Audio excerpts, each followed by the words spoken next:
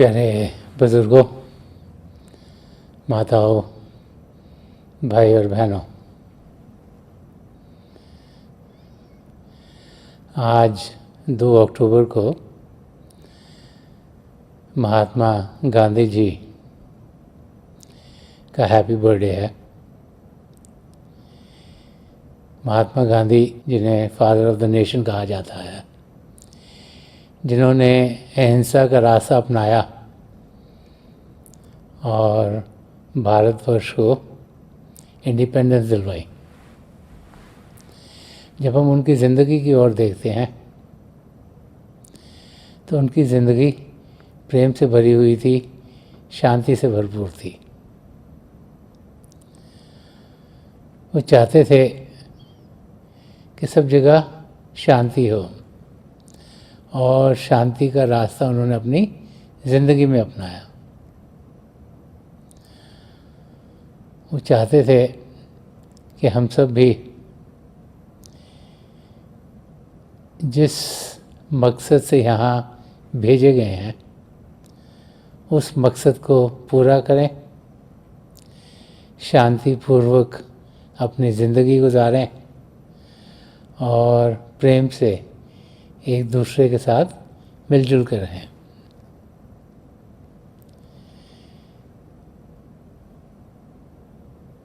जो चीज़ हम सबको अनमोल लगती है, कीमती लगती है, उसी को हम सही तरीके से संभाल के रखते हैं।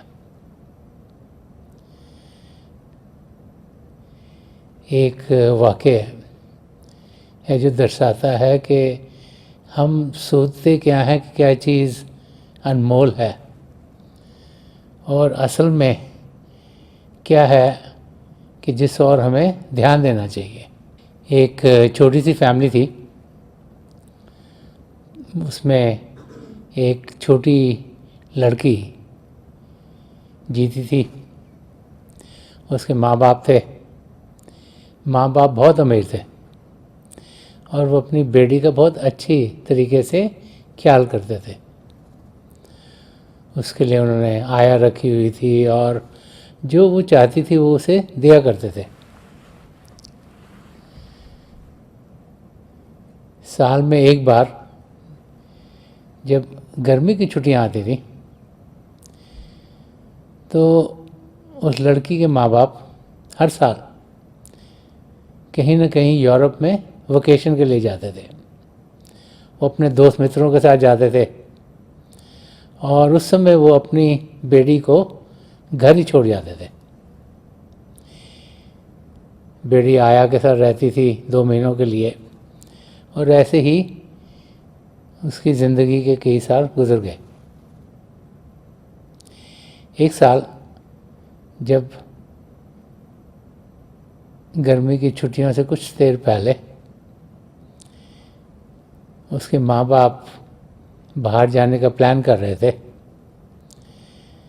तो जो आया थी उसने काम छोड़ दिया। अब दिन थोड़े रह गए थे उनके वकेशन पे जाने के, तो उन्होंने एडवर्टाइज़ किया कि उन्हें एक आया चाहिए अपनी लड़की के लिए। कई इंटरव्यूज़ की और एक नई आया को रख लिया। जब वो पैकिंग कर रहे थे तो लड़की ने देखा कि जैसे वो अपने कपड़े पैक कर रहे थे और चीज़ें पैक कर रहे थे, उसके साथ साथ जो घर में जो उनकी कटलरी थी जो कि महंगी थी, जो उनके ज्वेलरी पड़ी थी घर में, वो भी उन्होंने पैक करनी शुरू करी। ऐसा कभी पहले हुआ नहीं था। तो जब लड़की ने देखा कि और सारी चीज़ें जो कि माँ बाप को कीमती लग रही थी उनको पैक किया जा रहा था, तो उसने अपनी माँ से पूछा कि ये चीज़ें आप क्यों पैक करवा रहे हो। तो माँ ने उसे कहा कि ये देखो आया जो तुम्हारे लिए रखी है बिल्कुल नई है, तो हम चाहते हैं कि जितनी भी कीमती चीज़ें हमारी वो हम पैक करके संभाल के लॉकर के अंदर रख जाएं, ताकि कोई चीज़ गुमे नहीं। जैसी माँ ने बोला तो लड़की का मुंह लटक गया। तो माँ ने पूछा, क्या हुआ बड़ा तुम्हें? तो लड़की ने कहा, तो आप सोचते हो कि मैं अनमोल नहीं, मैं कीमती नहीं, कि आप मुझे इस नई आया के साथ छोड़ के जा रहे हो, जिसके सामने आप ये चाहे नाइफ्स हों, चाहे फोक्स हों, चाहे कटलरी हो, चाहे और चीज़ें जो आपको लग रहा है कि कीमती हैं, उन्हें आप संभाल रहे हो और मुझे आप छोड़ के जा रहे हो। तब माँ बाप को समझ में आया कि असली मायने में क्या चीज़ है जो उनके लिए अनमोल है। हम इंसान भी कुछ ऐसे ही जीते हैं जैसे उस लड़की के माँ बाप जीते थे। हम सब सोचते हैं कि सबसे कीमती चीज़ हमारा शरीर है। इसी शरीर का हम ध्यान करने में लगे रहते हैं। जैसे जैसे ज़िंदगी बढ़ती है तो हम ये सोचना शुरू कर देते हैं कि शायद इस शरीर के आगे कुछ और हो। फिर जैसे जैसे और ज़िंदगी बढ़ती है और जब हम चाहते हैं हमारे मुताबिक होती नहीं, तो हमें ज़रूर ये ख्याल आने शुरू हो जाते हैं कि पिता परमेश्वर हैं, उन्होंने सृष्टि रची है, और फिर हम उनकी खोज में लग जाते हैं। अब प्रभु को हम किस तरफ खोजते हैं और किस तरीके से खोजते हैं, ये हमें समझना चाहिए। क्योंकि हम सोचते हैं कि सबसे अनमोल चीज़ हमारा शरीर है, तो प्रभु से हम यही चाहते हैं कि इस शरीर सही रहे, ठीक ठाक रहे। प्रभु को कभी एक जगह ढूंढेंगे, कभी दूसरी जगह ढूंढेंगे, कभी एक तरीके से ढूंढेंगे, कभी दूसरे तरीके से ढूंढेंगे। और इंसान ही समझता है कि प्रभु शायद दूर हैं, उनको कैसे ढूंढा जाए। महापुरुष जब भी इस धरती पर आए हैं, वो बार बार बार हमें ये समझाते चले आए हैं कि प्रभु हमसे दूर नहीं। ये नहीं कि प्रभु आसमान में है, कहीं पहाड़ी के ऊपर है या समुद्र के बीच में है, हम सबसे दूर। और उनके पाने के लिए शायद जो आम इंसान सोचता है कि अगर हम मुश्किलों से जाएंगे तो प्रभु को पा लेंगे, और ऐसे तीर्थ स्थान जहाँ इंसान मुश्किल से पहुँचता है, वहाँ जाकर इंसान को बहुत सुकून मिलता है। लगता है मैंने बहुत मेहनत की तो यहाँ प्रभु मिलेंगे। तो महापुरुष समझाते हैं कि पिता परमेश्वर तो हम सबके अंग संग हैं, हम सबके भीतर हैं।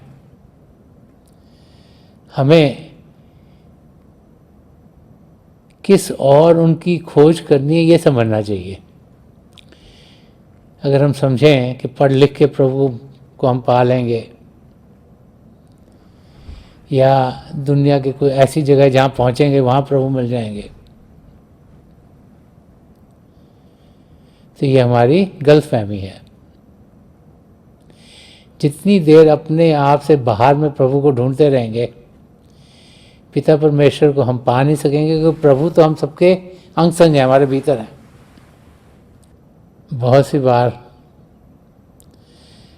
हम प्रभु की खोज में जिस और लगे हुए हैं, और अगर हमें इशारा भी मिले कि प्रभु अंदर हैं, तो हम उस और ध्यान नहीं दे पाते, क्योंकि हम इतने व्यस्त हैं प्रभु को पाने के लिए कि बाहर की कभी एक चीज़ की जानकारी पाते हैं, कभी दूसरी की पाते हैं, कभी तीसरी की पाते हैं। जैसे घर में आजकल किसी भी फैमिली में आप देखो और उसमें बच्चे होंगे, तो बड़ी बारी होता है कि बच्चे कोई फ़ोन पे लगा हुआ है, कोई कंप्यूटर पे लगा हुआ है, कोई आईपैड पे लगा हुआ है, और वो अपनी चीज़ें कर रहे हैं, एक ही घर में बैठे, एक ही कमरे में बैठे हैं। और अगर माता जी को लगे कि खाने का समय हो गया और वो उनको बोलती हैं कि खाने के लिए तैयार हो जाओ, तो कोई उनको ध्यान नहीं देता, अपने काम में लगे हुए हैं, क्योंकि वो सोच रहे हैं कि जो भी वो कर रहे हैं बहुत ज़रूरी है। और ऐसे ही हम लोग जब प्रभु को पाने की कोशिश करते हैं, उनको जानने की कोशिश करते हैं, हम जिस और भी लगे हम सोचते हैं यही सही है रास्ता। और अगर कभी इशारा भी मिले कि प्रभु बाहर की दुनिया में नहीं अंदर की दुनिया में जाकर पाए जाते हैं, तो उस ओर हम ध्यान देते नहीं, क्योंकि अंदर की दुनिया की हमें कोई जानकारी नहीं है। संत दर्शन सिंह जी महाराज ने हम इंसानों की क्या हालत है, और हम जब प्रभु की खोज में लगे हुए होते हैं तो हम कैसे बाहर की दुनिया में तेज़ी से ध्यान दे रहे हैं, उसके बारे में एक शेर के ज़रिए समझाया है।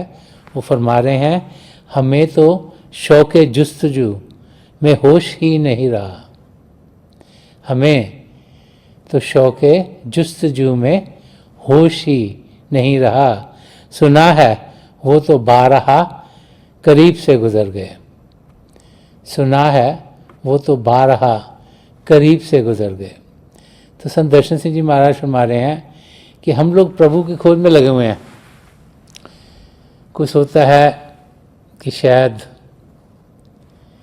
एक किस्म की चीज़ करेंगे तो प्रभु मिलेंगे, कुछ होता है शायद दूसरे किस्म की चीज़ करेंगे तो प्रभु मिलेंगे, कुछ होता है शायद यहाँ पे जाएंगे तो प्रभु मिलेंगे, कुछ होता है वहाँ पे जाएंगे तो प्रभु मिलेंगे।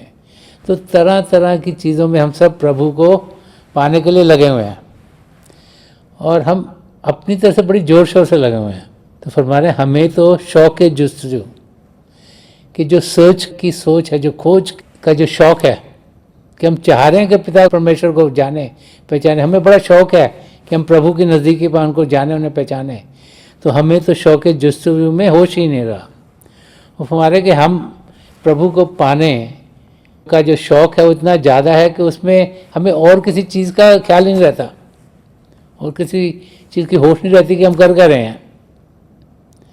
और फरमा रहे हैं सुना है, कि पता ये चला है कि वो तो बारहा करीब से गुजर गए। वो कह रहे बाद में समझ में आई, पता लगा कि तो हमारे भीतर है, हमारे करीब है, इससे करीब तो हो ही नहीं सकते और कोई। तो ऐसा सीन क्रिएट कर रहे हैं कि हम किसी चीज़ को ढूंढ रहे हैं, और हम यहाँ ढूंढ रहे हैं, यहाँ ढूंढ रहे हैं, यहाँ ढूंढ रहे हैं, यहाँ ढूंढ रहे हैं, और वो चीज़ हमारे बिल्कुल पास है, हमारे पास से गुजर रही है, कई बारी गुजर रही है, लेकिन हमारा ध्यान उधर जाता ही नहीं। क्यों? क्योंकि हमारा ध्यान बाहर की ओर है, कि पिता परमेश्वर हम सब के अंदर हैं, भीतर हैं, उस और हम ध्यान नहीं करते, क्योंकि हम मन इंद्रियों के घाट पर जी रहे हैं। तो हमारी आया कौन है? हमारा कोई ख्याल कर रहा है ना, तो हमारी आया कौन है? जैसे उस छोटी सी लड़की की आया थी, हम लोग जो अपनी ज़िंदगी की ओर देखते हैं तो हम मन और बाहर की दुनिया के दायरे में ही पल रहे हैं। जो हमारा असली रूप है, जो आत्मिक है,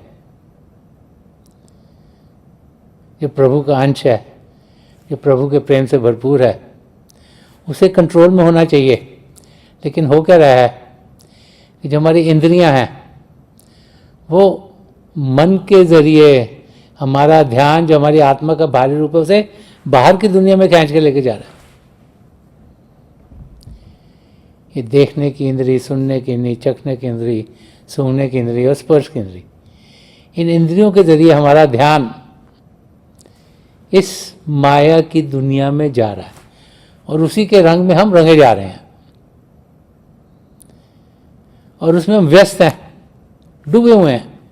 क्योंकि हर एक चीज़ इस दुनिया की बड़ी हमें सुंदर लग रही है, खूबसूरत लग रही है, अपने आप की ओर वो हमें आकर्षित कर रही है। और हम सोच रहे हैं ये भी जान लें, वो भी जान लें, ये भी कर लें, वो भी कर लें। इस दुनिया में, माया की दुनिया में इतने धोखे हैं कि उनमें हम फंसते चले जा रहे हैं। हो क्या रहा है कि जिसे ढूंढने के लिए हम आए हैं, जो प्रभु हैं, पिता परमेश्वर हैं, जिन्हें हम जानना चाहते हैं, पहचानना चाहते हैं, जिनसे हम जुड़ना चाहते हैं, एक में होना चाहते हैं, वो हमारे भीतर हैं। तो हम अपना ध्यान अंदर की ओर करते नहीं, सारा ध्यान बाहर की ओर कर देते हैं। तो संत दर्शन सिंह जी महाराज हमें समझा रहे हैं कि पिता परमेश्वर हमारे भीतर हैं और कई इंडिकेशंस हमारी ज़िंदगी में होती हैं कि हम प्रभु की ओर बढ़ें, लेकिन हम उनका ध्यान नहीं करते। क्यों? कई बार आगे चले गए, आगे चले गए, हमें ऐसा लगे पर हमारा ध्यान बाहर की ओर है। तो हमारे भीतर हैं, हर समय उधर हैं, वो चाहते हैं कि हम उनकी ओर खींचें। और ज़िंदगी में बहुत सी चीज़ें हमारी ज़िंदगी में होती है जिसके ज़रिए हमें समझ में आती है कि प्रभु की दया है कि हमारी ज़िंदगी चल रही है, लेकिन हम उन्हें कॉन्सिक्वेंसेस बोल देते हैं। ये शायद होना ही था, ऐसे हो गया, उनकी ओर ध्यान नहीं देते। तो महापुरुष समझाते हैं कि हम असलियत की ओर ध्यान दें, सच्चाई की ओर ध्यान दें।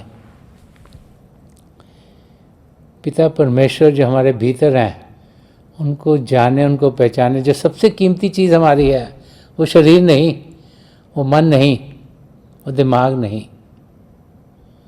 वो हमारी आत्मा है। बाकी सब चंद क्षणों के लिए। ये शरीर भी एक दिन त्यागना पड़ेगा। जो पिंडी मन है वो इस शरीर के साथ ही चला जाएगा। जो दिमाग है जिस पर हम बहुत भरोसा करते हैं कि दिमाग हमारा इंटेलिजेंट हो जाए, हम और सीख लें, जनरल नॉलेज और बढ़ जाए, ये भी चला जाएगा साथ में।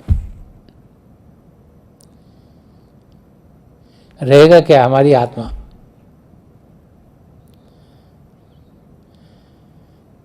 उस कीमती चीज़ का हम ख्याल नहीं कर रहे, उसे माया की दुनिया के हवाले कर दिया हमने। महापुरुष समझाते हैं उसका ख्याल करो, वो सबसे कीमती चीज़ है। उसको प्रभु की नज़दीकी दो। प्रभु तुम्हारे बहुत नज़दीक है, पर तुम ध्यान बाहर की ओर कर रहे हो। ध्यान बाहर से हटा के अंदर की ओर करो, ताकि तुम्हारे अंदर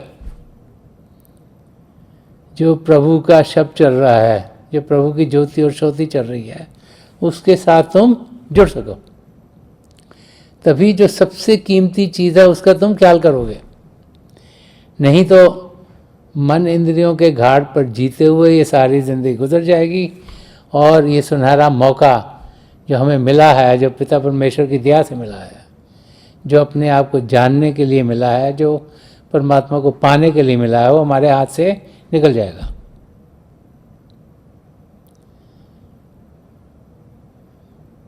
बार बार बार महापुरुष हमें असलियत की ओर बढ़ने के लिए समझाते चले आए हैं। ये हम हैं कि सब असलियत हमारे अंग संग होते हुए भी हम द्वैत की ज़िंदगी जी रहे हैं। असलियत क्या है कि सारी सृष्टि प्रभु की रची हुई है और प्रभु से जो शब्द उत्पन्न हुआ उसके ज़रिए सब कुछ बना है। उसे शब्द कहें, उसे नूर कहें, उसे होली वर्ड कहें, किसी भी नाम से पुकारें। और जब उस शब्द के साथ सारी सृष्टि रची गई, उसी शब्द के ज़रिए हमारी आत्मा जो परमात्मा का अंश है यहाँ इस पिंड के देश में आई है, तो वो शब्द हम सबके अंदर चल रहा है। उसे अनहद शब्द कहा गया, वो प्रभु ने खुद चलाया हुआ, उसके लिए कोई बाहर की किसी भी इंस्ट्रूमेंट की ज़रूरत नहीं। तो उस शब्द से हमने जुड़ना है। जो उससे जुड़ गया उसकी ज़िंदगी धन हो गई, वो अपने मकसद को पा गया। और जो इस शब्द का हमारे अंदर होते हुए भी उससे जुड़ा नहीं, और जिसकी ज़िंदगी सिर्फ बाहर की दुनिया में ध्यान देते देते गुजर गई, वो इस सुनहरे मौके को गवा देगा।